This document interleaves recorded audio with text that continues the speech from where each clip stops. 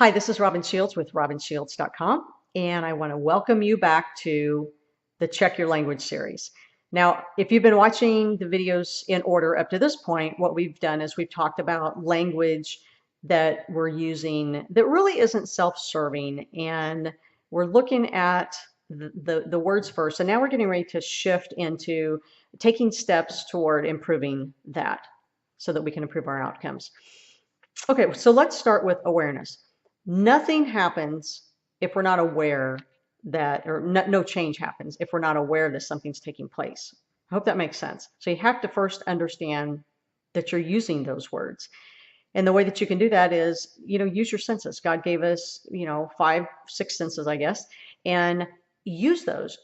Double check with your eyes the things that you're writing, texting, emailing. Eavesdrop on your own conversations. Use your ears.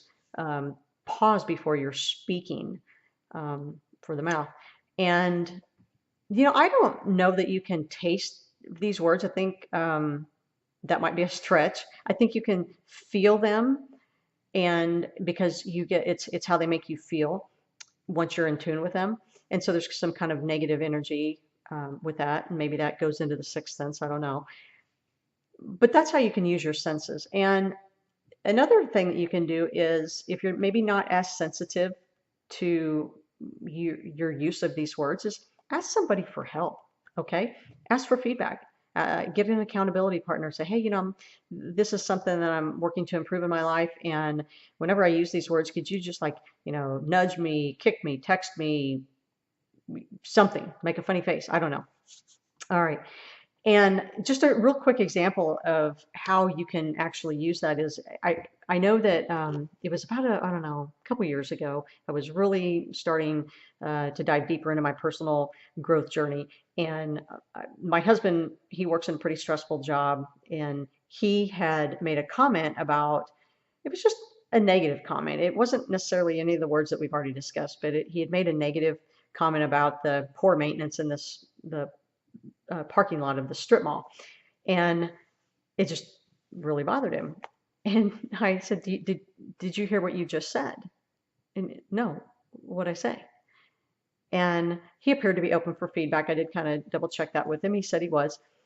And I relayed it back to him. And, it was so interesting to him. He had no idea that he was saying that, or at least that's how it was coming out and being received. I mean, he knew he said it. He just hadn't looked at it in the context I explained it to him. And that was really enlightening, because perfect example of how these words and phrases just find their way into our life, and they just become commonplace. And sometimes we need another set of eyes and ears to help point them out. And so that's kind of an example of that. So once we're aware, then what we're looking to do is we got to look at our willingness and our desire for change.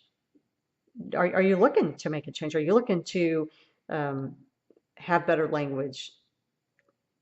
Only you can decide that. And then the third piece of this is action. You got to take action. So once you're aware, and once you've decided, yeah, you know what, I really do want to make some changes here, then you got to take action on it. And again, that's also up to you. So that's all we have for this particular segment of the Change Your Language series.